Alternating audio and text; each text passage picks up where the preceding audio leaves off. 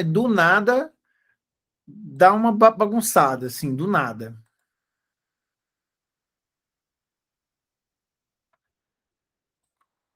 Vamos acreditar aqui, vamos crer.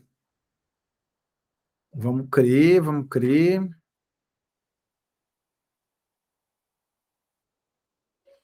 Nossa, mãe. Quando é assim, você já viu, né? E a Vivo no 3G já tá ruim esses dias. Deixa eu pôr aqui meu fone, que se vocês falar alguma coisa eu vou escutar. Qualquer coisa é só dar ideia. Vamos embora, já vamos projetar isso aí. Deixa eu só ver se eu tentei anexar um vídeo aqui que não foi porque a internet estava ruim ou porque o vídeo está grande. Eita lasqueira. Deu ruinzão. Por isso eu tinha tentado abrir aqui nossas aulas. Nu. Quem disse que eu consegui? Nunca consegui.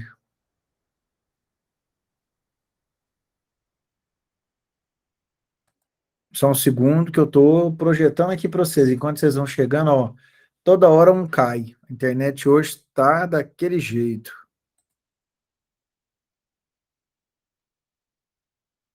Só no esqueminha.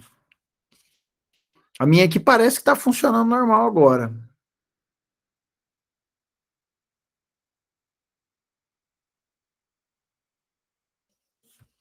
Deixa eu só fazer um teste aqui.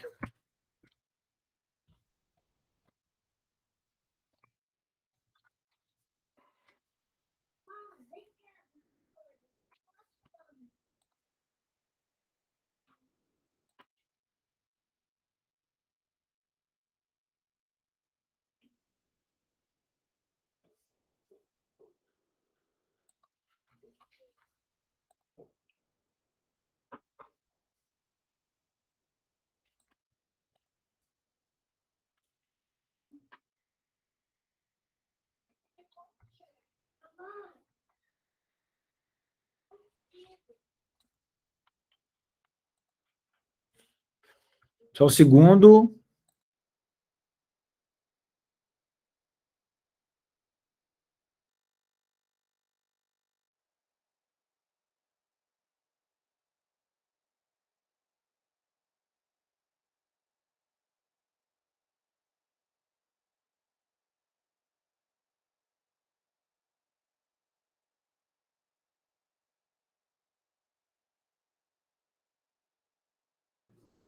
Pronto, vamos embora.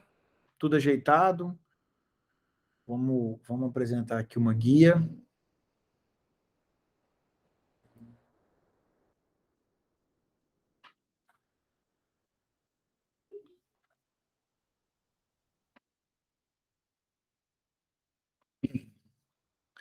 Galera, na nossa aula de terça-feira, nós começamos falando sobre a Guerra Fria e logo depois a gente já partiu para a geopolítica do Oriente Médio e nós iniciamos a discussão sobre a questão da Palestina, que é um conflito bastante antigo e que a gente tem vários desdobramentos ao longo desses últimos anos.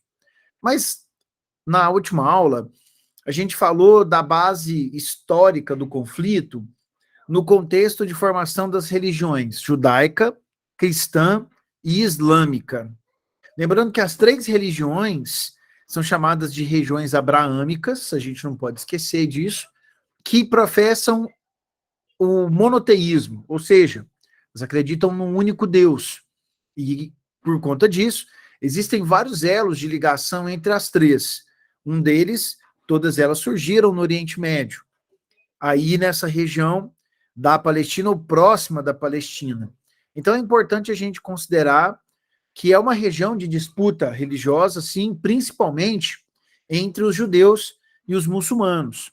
Lembrando que os judeus, na sua grande maioria, compõem o Estado de Israel e os palestinos, na sua maioria, são muçulmanos. Beleza? É importante a gente destacar isso. Acontece que no pós-Segunda Guerra Mundial, parte disso a gente falou na nossa última aula, no pós-Segunda Guerra, muitos judeus já tinham retornado para a Palestina por conta do movimento sionista, a ONU vai propor uma divisão da Palestina, que é o que a gente chama de plano de partilha da ONU. Tem que tomar ciência disso, porque vocês podem precisar. Lá em 1948, a ONU propõe uma divisão da Palestina em praticamente 3 áreas. Eu vou chamar de praticamente, porque é até um pouco mais complexo que isso, mas esse mapa, inclusive, nos mostra essas 3 áreas. Separa uma parte para o Estado palestino, que é uma parte que correspondia mais ou menos a uns 47% do território da Palestina.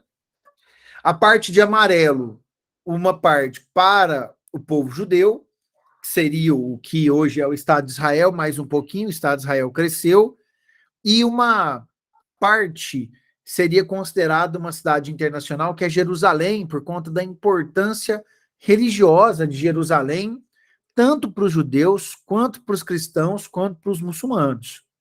Então, você precisa considerar que Jerusalém não pertenceria nem a Palestina, nem a Israel, e sim uma cidade que é importante para o mundo inteiro.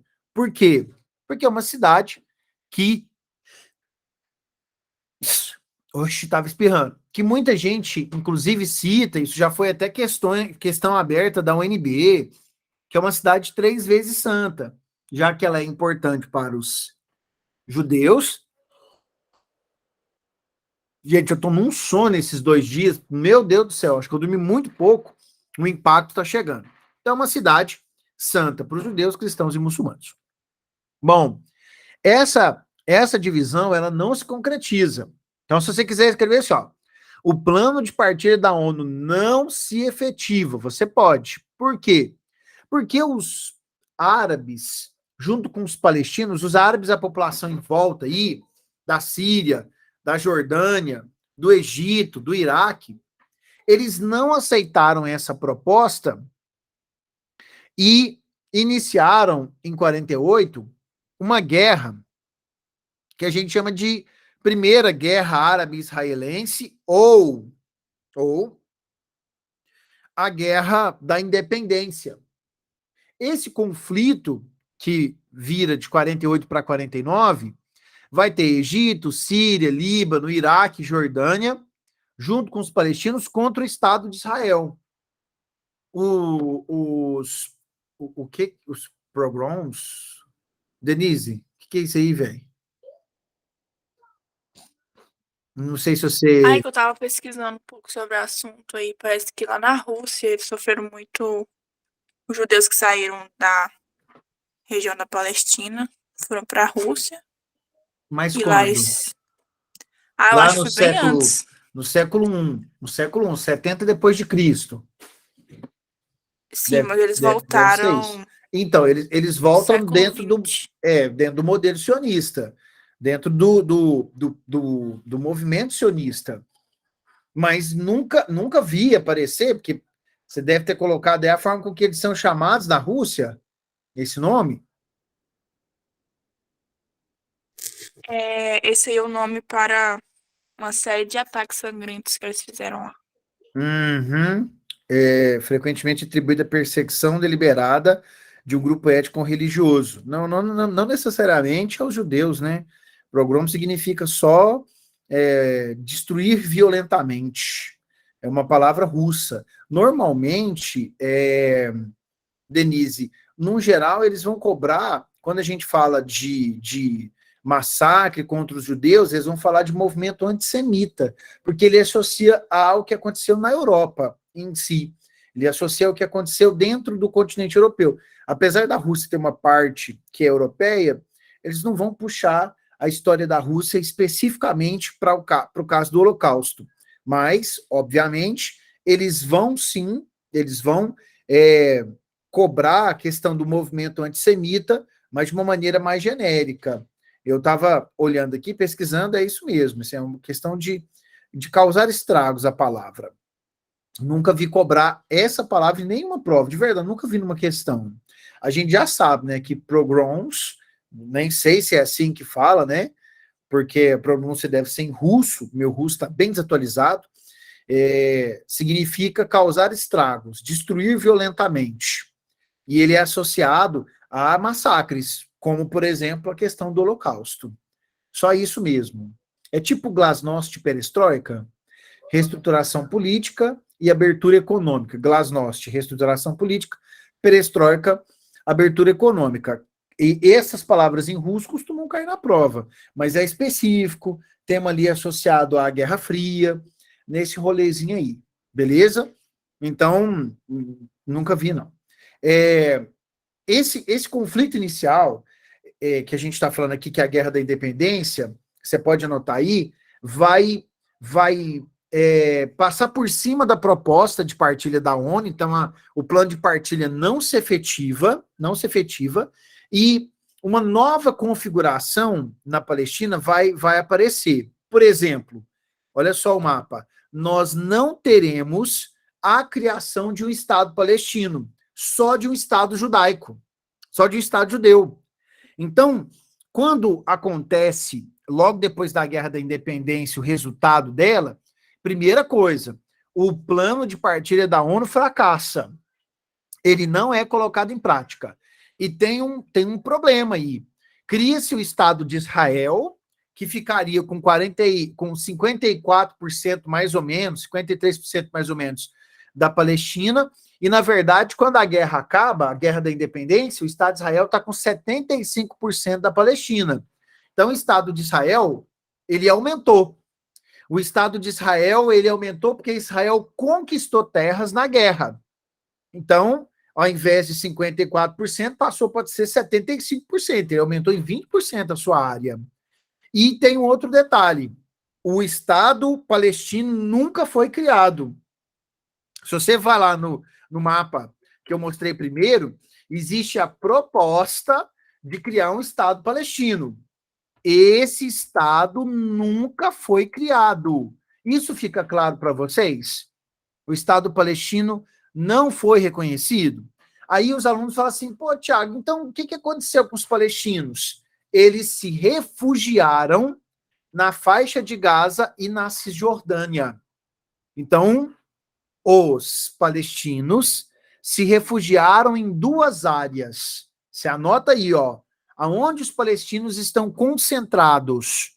Aqueles que viviam na área da Palestina toda ali, antes da criação de Israel, o que aconteceu com esse povo? Eles se refugiaram na faixa de Gaza e na Cisjordânia. Vai lá, eu estou esperando você anotar ou me dar um feedback, falar alguma coisa.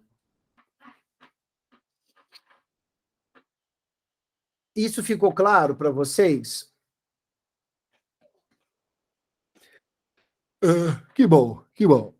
Bom, ó, eu vou falar para vocês que eu vou continuar abrindo a boca aqui durante a minha aula, porque eu estou muito cansado, estou com muito sono. E essa noite eu vou dormir, ou essa noite eu vou dormir mesmo. Senão eu não dou conta, não. Bom, acontece que a Guerra da Independência não foi a única. Eu vou fazer um resuminho de cada guerra. Printa as telas se você quiser, enquanto eu estiver falando. Vou fazer um resuminho de cada guerra, só para dar uma ilustrada aqui onde eu quero chegar. A Segunda Guerra, que envolve os árabes e os israelenses, é a guerra que a gente chama de Guerra do Canal de Suez. O Canal de Suez, ele é muito importante, porque, olha só, ele liga o mar... Deixa eu pegar o meu laser. Ele liga o Mar Mediterrâneo ao Mar Vermelho. Ele está aqui, o Canal de Suez, ó. Voltando aqui um pouquinho no mapa, olha aqui, ó. O Canal de Suez, ele corta o Egito que está no norte da África, do Egito que está na Ásia, no Oriente Médio. A península do Sinai aqui, ó. Sinai, tá vendo esse nome? Sinai. É do Egito, pertence ao Egito, só que está na Ásia. Então, aqui tem um canal que liga o Mar Mediterrâneo ao Mar Vermelho.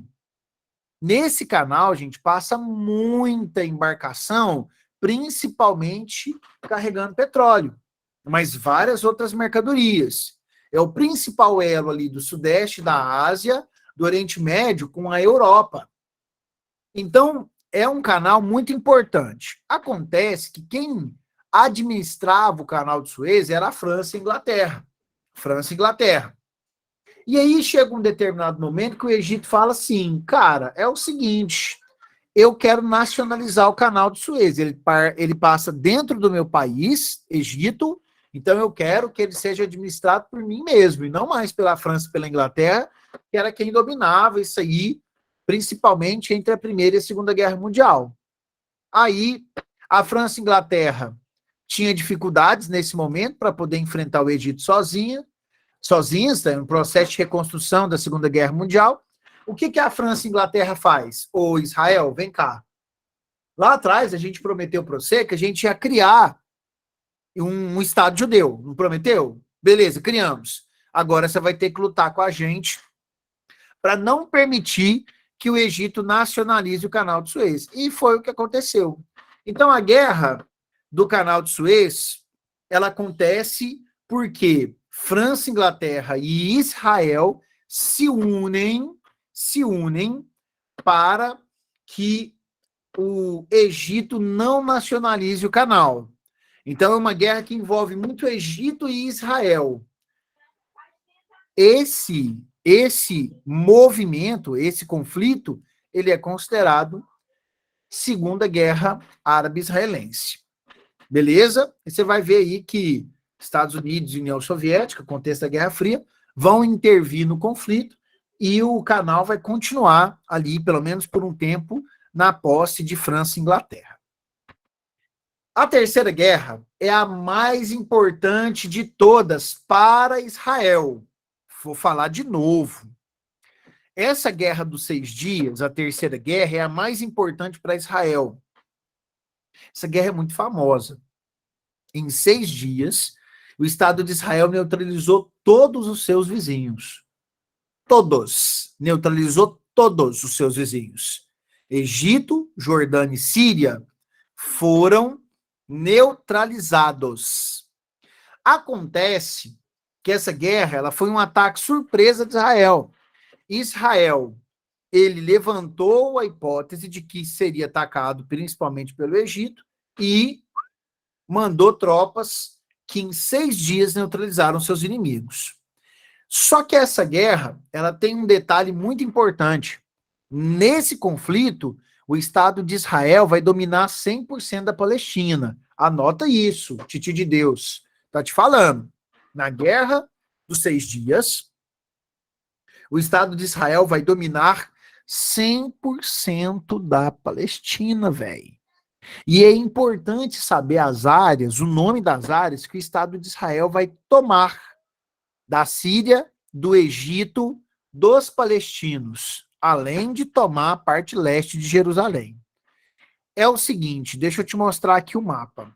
Esse mapa é muito importante. Tudo que está de preto na primeira imagem da esquerda, que você está vendo, são áreas que o Estado de Israel tomou.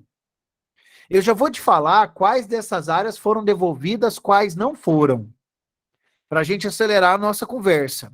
Então, nesse mapa que vocês estão vendo, nós temos do lado esquerdo da imagem todas as áreas que foram tomadas por Israel no dia da guerra, ali nos 6 dias da guerra dos 6 dias.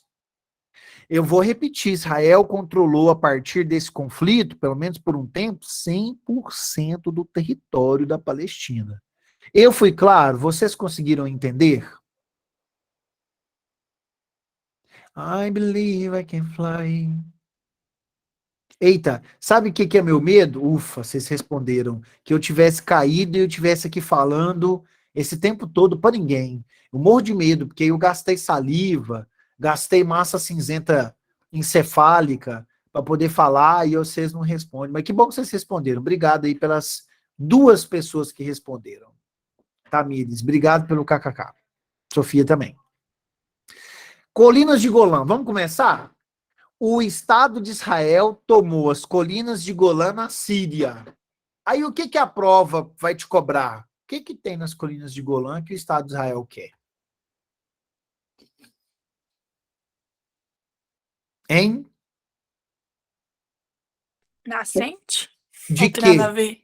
Tem nascente do Rio O Rio Jordão. Jordão? Muito bom. São as nascentes do Rio Jordão.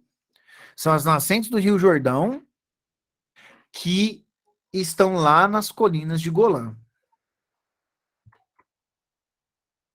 Só responder uma mensagem aqui. Então anota aí.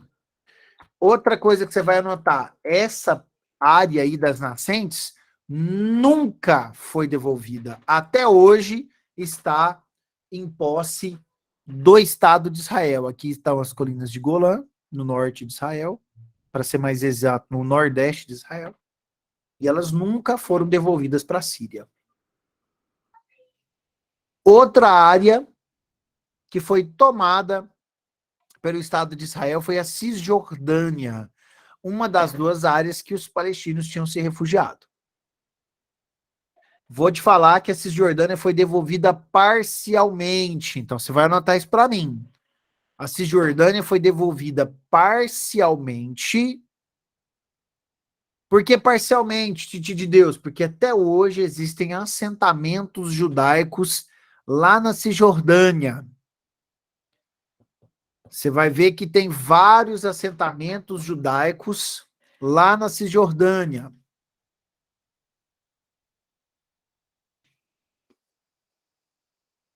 Então, a Cisjordânia foi devolvida parcialmente. Outra área que foi tomada, a faixa de Gaza. Essa foi devolvida integralmente. Eu já te falo por quê. Então, a faixa de Gaza, ela foi tomada, mas foi devolvida integralmente. Acontece que na faixa de Gaza existe um grupo chamado Hamas. Hamas. Vou até escrever no chat. Hamas. O Hamas é um grupo radical islâmico, que existe com um braço armado, é um partido político com um braço armado que luta contra a presença de Israel na Palestina. Só que tem um detalhe, como os palestinos não têm direito de ter um exército, esse braço armado vai ser chamado de exército? Titi de Deus está perguntando. O povo palestino não pode ter um exército porque eles não são Estado-nação. Só um Estado-nação tem direito de ter exército. Se eles não podem ter um exército e tem um braço armado do partido político, como é que vai chamar essa galera? Guerrilheiro, terrorista, de boa? Então o Hamas é considerado internacionalmente como um grupo terrorista radical islâmico que usa de atentados contra o Estado de Israel. Isso tem que ficar claro. Se não ficou, pergunta.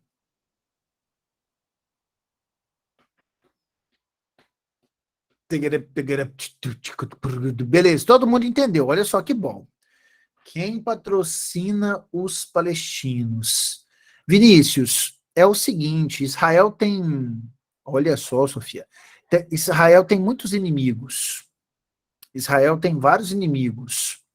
Os países árabes em volta, tipo o Iraque, nessa época o Egito, a Jordânia, até certo ponto a Arábia Saudita, o Irã, a Síria, esses países patrocinam os palestinos, mas é um patrocínio bem fraquinho, viu? Que os palestinos, militarmente falando, são fracos.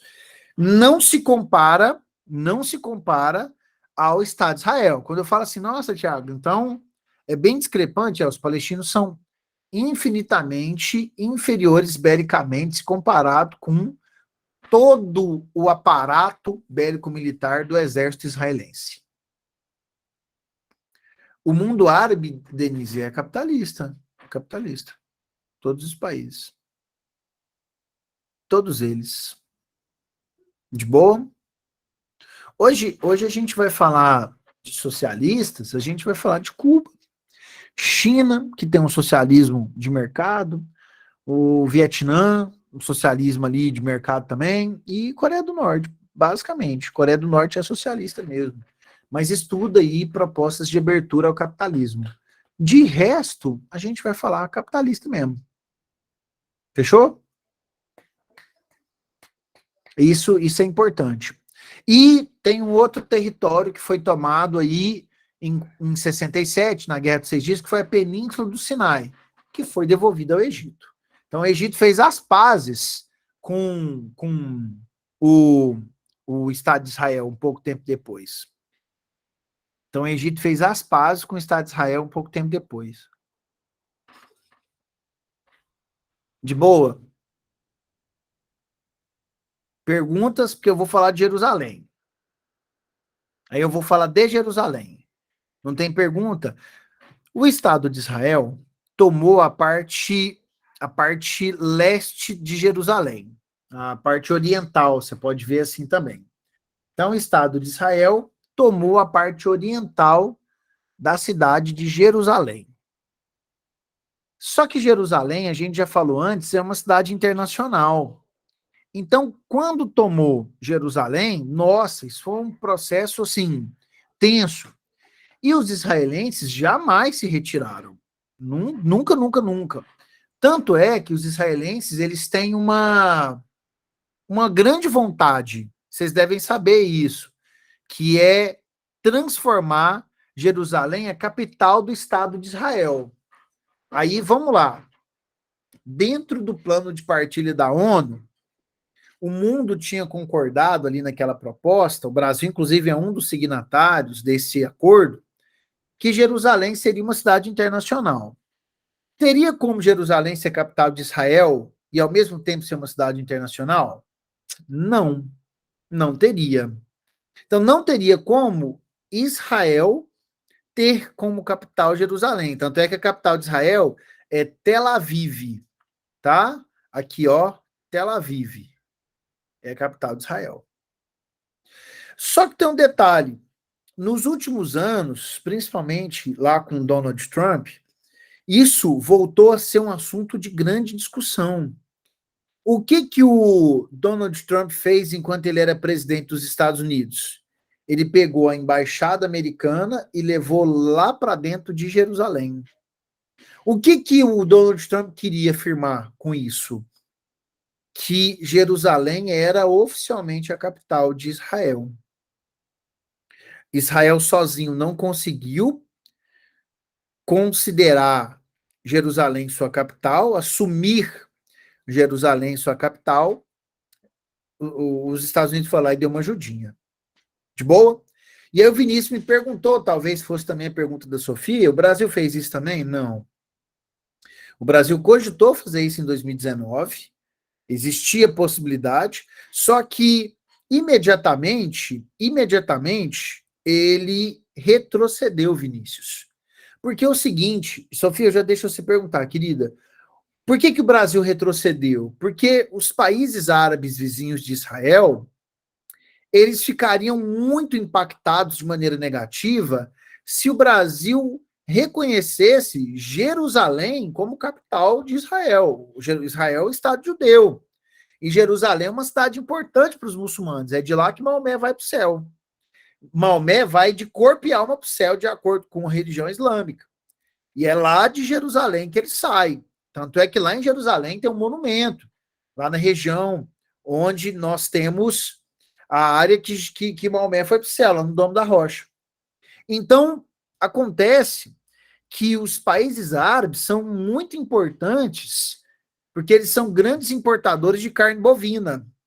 Aí você pensa o seguinte, se eles ficam tão chateados a ponto de parar de importar carne bovina, porque alguns deles chegaram a se pronunciar, o Brasil teria sérios problemas econômicos. A gente nem sabia de pandemia de coronavírus ainda.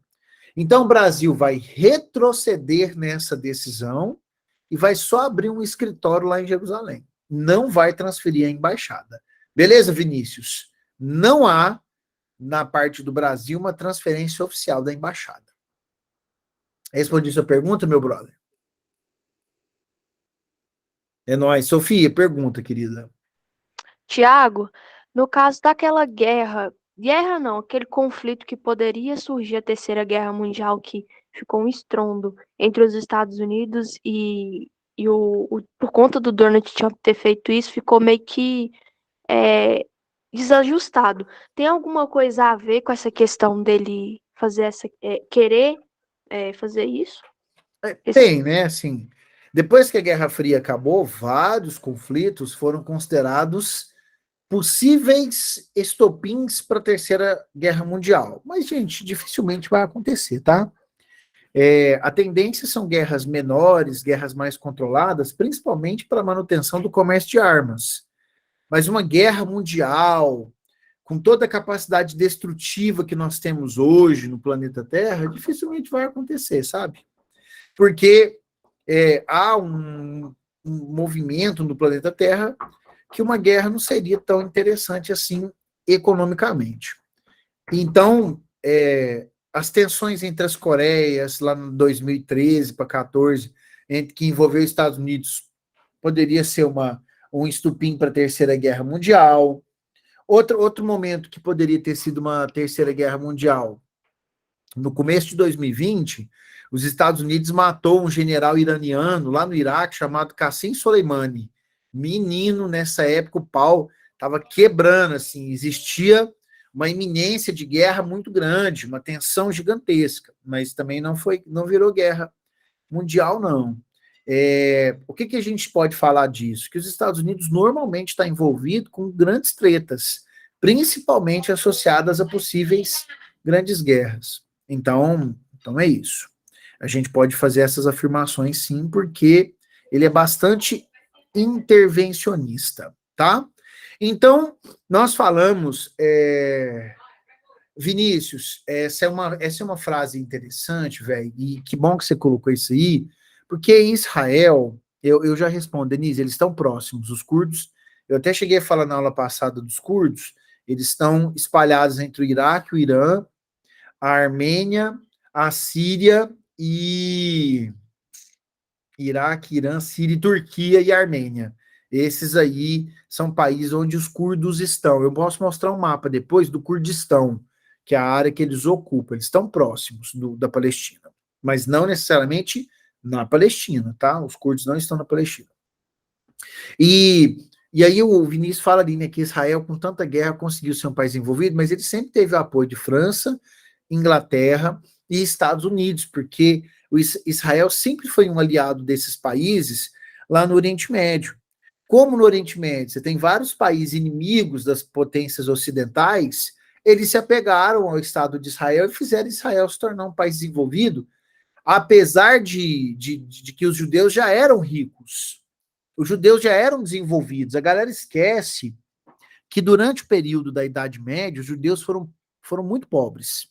Porque durante a Idade Média, tinha grana quem tinha terras. E como os judeus chegaram fugidos da Palestina na Europa, eles não tinham terras.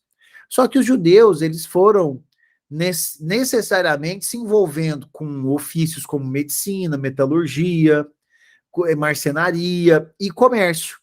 Quando o feudalismo acaba e o capitalismo começa, a primeira grande atividade que deu mais dinheiro foi o comércio, e os judeus já manjavam de comércio há 1000 anos. Então, eles acumularam muito dinheiro. Então, Israel não começa como um país pobre. O povo judeu não era pobre. Então, a gente tem que lembrar o seguinte, Vinícius, que além do povo judeu ter grana, já ter posses, já ter uma carga de desenvolvimento, França, Inglaterra e Estados Unidos sempre estiveram do lado de Israel. Agora, Vinícius, se você é um cara muito, muito cristão, que está envolvido aí com as profecias bíblicas, lá Deus promete que Israel não vai perder nenhuma guerra. Então tem isso, né? Tem uma parte também que é mística, que é sobrenatural na explicação que não cai na prova de vocês. Em nenhum momento, menino, mesmo se vocês esquecerem, alunos queridos, do porquê que Israel é tão forte, desenvolvido, você não vai colocar assim, ó, porque Deus prometeu para Brasil. Não vai pôr isso aí não, velho. Vai perder nota. Você pode até colocar e discorrer assim, ó, de acordo com os preceitos religiosos do judaísmo, do cristianismo. Deus propõe para o povo judeu prosperidade. E acreditando nessa profecia, os judeus vão atrás dessa prosperidade. Mas você não vai falar que é porque Deus obrigatoriamente diz que eles nunca iam perder guerra. Então pode cair na porrada que vai ganhar de qualquer um. Então tem que tomar cuidado, viu? A gente tem que explicar dentro da geopolítica, viu, Vinícius? Respondi, meu brother? Nossa, velho, tem um batidão tocando aqui em algum lugar na minha janela aqui, eu tô escutando, né? Dom, dom, dom, dom, dom. A rave tá quebrando pau nesse frio, hein? Os caras devem estar tomando chá de erva cidreira numa hora dessa. Ou chá de cogumelo, chá de fita. Eu vou passar adiante, tá? Então, vamos lá. Tem uma outra guerra, que é a próxima, que também é muito importante, tá? Eu já tô acabando a parte da Palestina aqui, que é a Guerra de Yom Kippur, ou Guerra do Dia do Perdão. Por que essa guerra é muito importante e você vai lembrar disso? Essa guerra, por consequência dela, nós temos a primeira grande crise do petróleo. Anota aí. A maior consequência dessa guerra é a primeira grande crise do petróleo.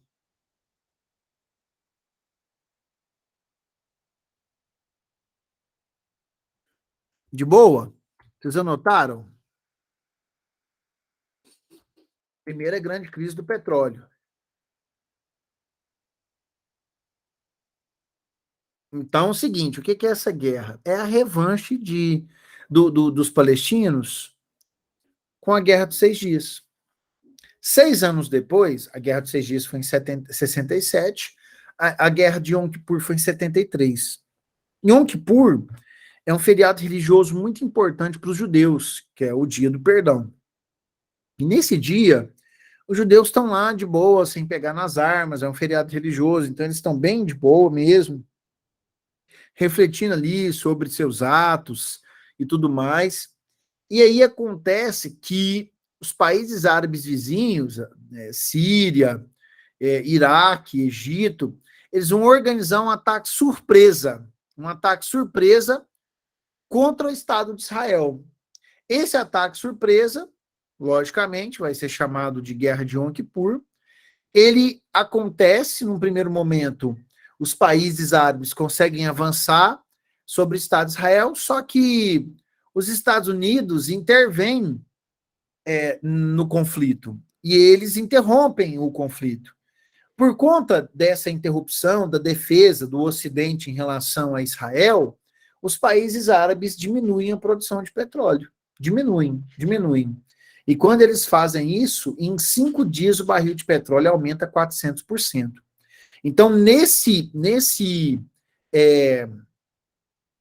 evento da guerra de Yom Kippur, nós tivemos um impacto assim, gigantesco no planeta Terra. Inclusive, a guerra de Yom Kippur dá fim no milagre econômico brasileiro ali, que o Brasil vivia até o ano de 72, porque o Brasil, depois disso, vai ficar quebradaço.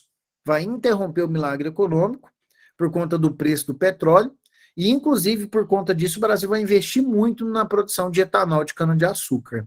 Então, tem várias ramificações aí dessa guerra de Yom Kippur para o mundo e para o Brasil, tá bom? No mundo todo, um grande impacto disso são os investimentos para a produção de energia termonuclear. Então, a guerra de Yom Kippur acaba ocasionando uma busca por fontes alternativas de energia devido ao preço que o petróleo chegou em uma semana. Perguntas para mim, galera?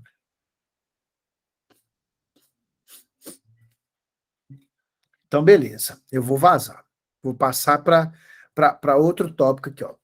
Aí a gente tem que saber quais são as principais resistências do povo palestino.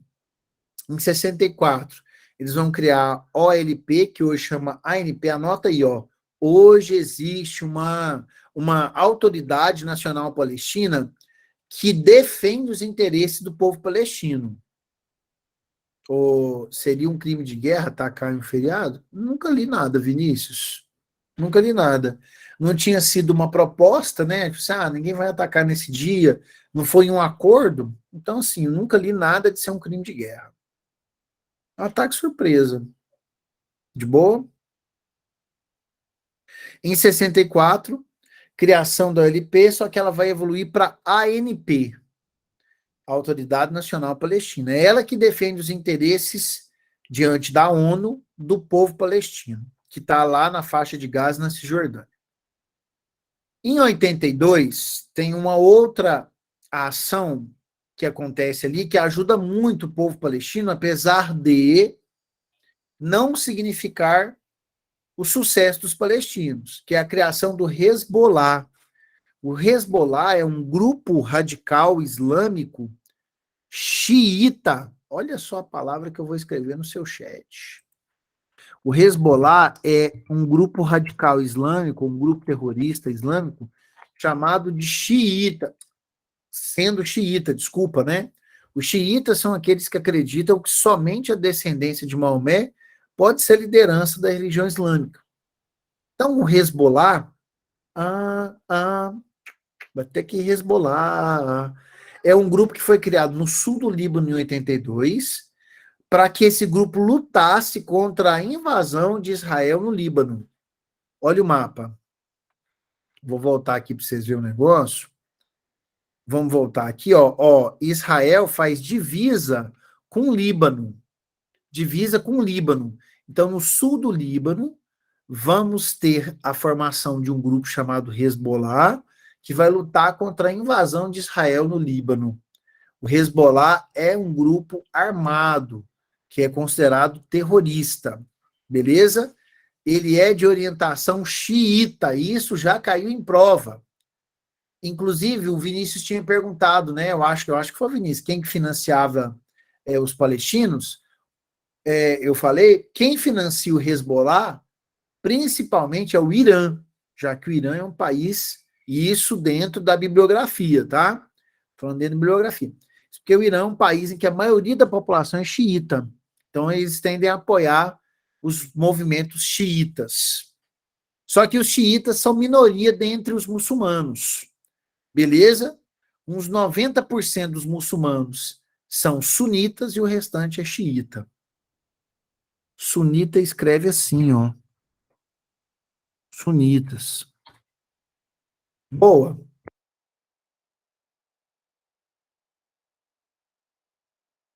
De boa ou não?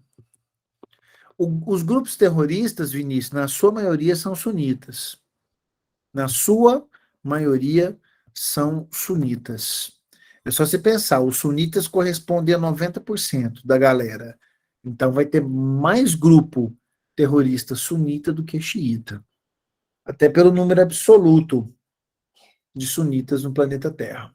Beleza. E em 87 vai surgir o Hamas, que eu citei mais cedo, que é um movimento da resistência islâmica na faixa de Gaza. Se perguntassem para vocês, ó, o Hamas é um grupo que atua na resistência palestina contra Israel na Cisjordânia, é falso. Porque o Hamas não atua na Cisjordânia, ele atua onde? Na faixa de Gaza. Tem que ser específico assim, porque senão você não passa. O Hamas atua na faixa de Gaza.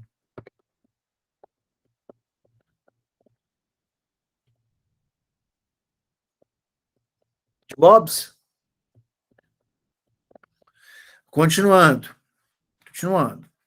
E aí, para a gente poder falar, para a gente poder falar aqui de um evento que ajuda muito os palestinos, apesar de uma galera morrer, é a primeira intifada. O que é isso? O que é uma intifada? É uma revolta popular.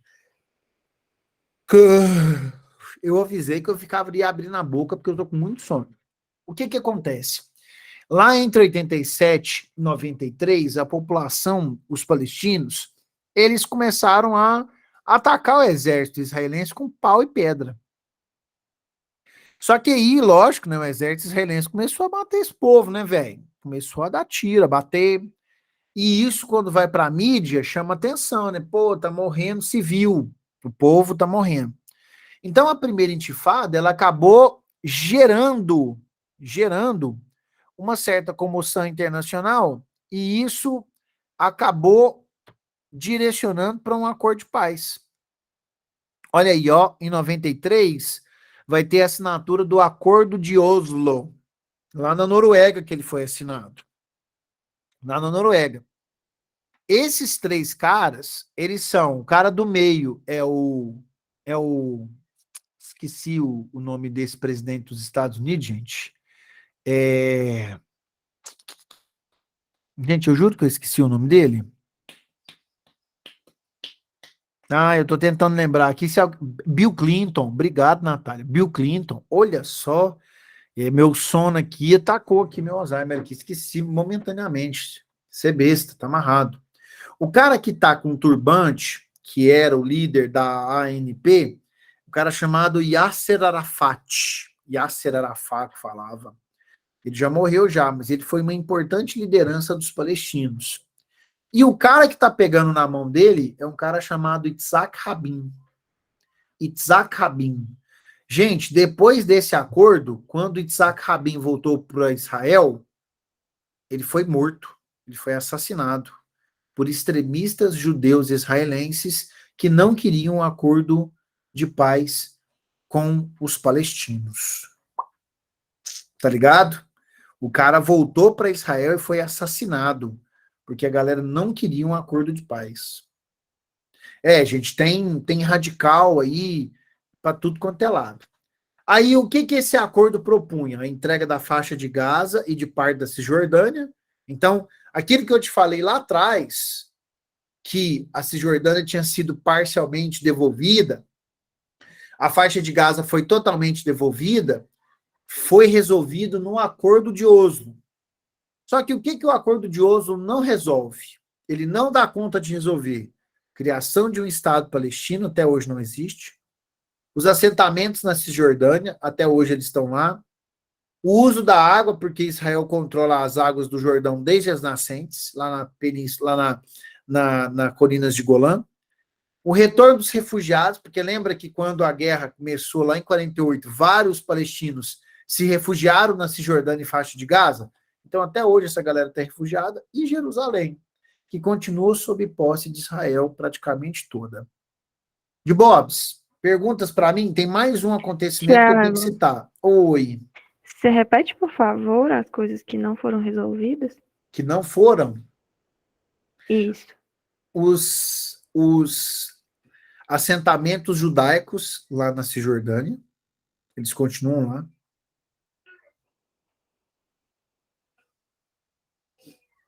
A questão da água, já que Israel controla todo o abastecimento de água por conta de controlar o Rio Jordão. Os refugiados, o retorno deles. Então, até hoje, eles continuam como refugiados na faixa de Gaza, na Cisjordânia. A cidade de Jerusalém também continua sendo um impasse, porque, logicamente, essa galera gostaria que Jerusalém fosse capital de Israel, e isso não vai ser algo entregue facilmente quando a gente fala que os palestinos vão lutar contra, os cristãos também, alguns têm algumas ressalvas. E, lógico, Tiago, Oi, repete esse último, por favor. de Jerusalém, É. é porque Jerusalém é uma cidade internacional. E quando Israel tomou Jerusalém, ele nunca mais devolveu. O que Israel quer com Jerusalém? Israel quer que Jerusalém seja sua capital. Mas os palestinos não vão aceitar, porque Jerusalém também é importante para eles na questão religiosa. Muito importante. Fechou. É Obrigada. nóis. E aí, lógico, né? O último ponto. Vinícius, eu falo. O último ponto é a criação do Estado palestino. Nunca foi criado um Estado-nação palestino. Nunca, nunca, nunca, nunca. Então não tem um Estado palestino. O áudio muda quando eu chego pertinho assim? Fica melhor? Muda. Nossa, eu tenho Fica. uma... Fica o Mas quê? fica normal, eu acho. Longe também. Que bom então. Significa que o microfone é bom. Então tá bom. Vinícius, vou te falar por que Jerusalém é sagrada para as três religiões. Você pergunta uma coisa, eu sempre te respondo a mais, porque eu sou alguém que me doa para os alunos, sabe? Você pergunta uma coisa, eu respondo três, né? Dá até para fazer a ASMR, tá amarrado, né, gente? Vamos fazer exercício físico e trabalhar com força mesmo, você ficar cansado e dormir, sem precisar do... Ave Maria. Bom, então, descascar cebola aqui, né? Odeio aquele barulho. Eu odeio. Vamos lá. Primeiro, por que que Jerusalém é sagrada para os judeus? Porque lá estão as ruínas do antigo templo do rei Salomão. Chama Muro das Lamentações. Deixa eu te mostrar essa imagem aqui, ó. Eu tenho ela aqui no meu slides. Muro das Lamentações é um pedaço do que no passado foi o templo do rei Salomão. Olha o templo do rei Salomão, e hoje sobrou só parte das ruínas. Ela é importante para os judeus. Muito importante. Muito, muito importante. Aqui, ó, o templo do rei Salomão, que foi destruído e ficou destruído. Quem destruiu foi o Império Romano. E aqui ficou um muro. Esse Muro das Lamentações é muito importante para os judeus. Lembrando que Jerusalém, para os judeus, é a capital de Canaã, né, da Terra Prometida. Bom, para os cristãos foi onde Jesus foi crucificado, morreu e ressuscitou. Então, Jerusalém é muito importante para os cristãos lá. Lá onde está o Monte Calvário. Provavelmente vocês já ouviram falar disso. E para os muçulmanos, olha aqui, ó, tem uma mesquita. E olha que interessante. A mesquita está dentro da área que no passado era o templo do rei Salomão. Essa imagem é muito boa. O Muro das Lamentações está aqui. Os judeus estão lá, né, visitando o muro. Todo judeu que é judeu tem que uma vez ir lá, pelo menos na vida. Todo judeu tem que ir lá. E na área que era o templo do rei Salomão, tem uma mesquita muçulmana, que é de onde os muçulmanos afirmam, acreditam que Maomé foi para o céu, subiu para o céu, como se ele fosse abduzido, igual numa nave espacial, ele foi para o céu, de corpo e alma. Essa mesquita marca o lugar onde ele ascendeu aos céus. De boa, Vinícius. Então ela é sagrada para os muçulmanos por isso. Nessa região aí, ó. É nóis, meu brother. Que é isso? Aqui nós mata a cobra e mostra o pau. Já resolve na hora. Vamos. A última coisa que eu quero falar para vocês. Aqui, ó. Tópico 12. 2012. O tópico 2012 ali, ó. Em 2012, isso é importante, a ONU concedeu aos palestinos o título de Estado observador não membro. Vou falar de novo. Em 2012, e por que eu estou falando isso? Aluno, querido, por que o Titi está falando de 2012 aqui para vocês? Porque é porque é uma efeméride, está fazendo 10 anos que o povo palestino conquistou um posto que eles jamais sonhavam. Mesmo que eles lutem pela criação de um Estado palestino, eles não esperavam. Então, em 2012, no governo do Barack Obama, como presidente, eles conquistaram diante da ONU um título que é o Estado Observador Não Membro da Organização das Nações Unidas. Ele participa das reuniões, tem cadeira, mas não é ativo, não tem voz ativa. Tem que lembrar disso, tá? Mas, pouco a pouco, os palestinos, durante esse período aí, foram sendo considerados mais atuantes, mesmo não tendo soberania, porque não são considerados Estado-nação. De boa? Não, eu tô muito pontual, velho. Se demorasse muito e passasse, estava disposto aí, né, a gente fazer mais que 8 horas. O meu combinado era das 7 às 8. Eu quero saber se tem perguntas. Aqui é meu último slide, tá? Tudo que eu falei, Thiago, resumidamente. Oi. com relação a atualidades, mais é isso ou vai fazer mais aulas? Semana que vem? Não, nós vamos ter mais aulas já. Nós vamos ter mais aulas. Aí é aquilo que eu falei com vocês o seguinte. Se de sábado para domingo de madrugada eu estiver num lugar que eu consiga fazer aula, Israel não tem petróleo não, Vinícius. Tem petróleo não. Se a gente conseguir, a gente faz na madrugada, tá? Se não, aí semana que vem provavelmente a gente vai ter aulinhas terça, quarta e quinta à noite, tá? Que eu ainda vou dar uma aula de agricultura completinha, vou falar de um pouquinho da geopolítica ali do Oriente Médio, de alguns outros pontos, mas que não são tão importantes, a tendência não é cair. Vou relembrar rapidão a guerra da Ucrânia e da Rússia, como revisão para a UFO, e aí a gente vai falar algumas questões da África, e de geopolítica e atualidades praticamente é isso. Ah, não, mentira, eu vou falar também sobre a Iugoslávia, porque a guerra da Bósnia começou em 92, está fazendo aniversário. Aí eu vou falar dela. E aí eu fecho o conteúdo para a prova de vocês. Beleza? Obrigada. Então fechou. Ó, lembrem-se que vocês têm aula com Cacau hoje ainda, hein? Então aproveita, dá uma respiradinha, pra vocês estarem inteiros para a aula do Cacá. Se tiver com sono agora, dorme e acorda. Dá 1h30, dá um ciclo completo de sono. Que eu acho que a aula é 9h30, né?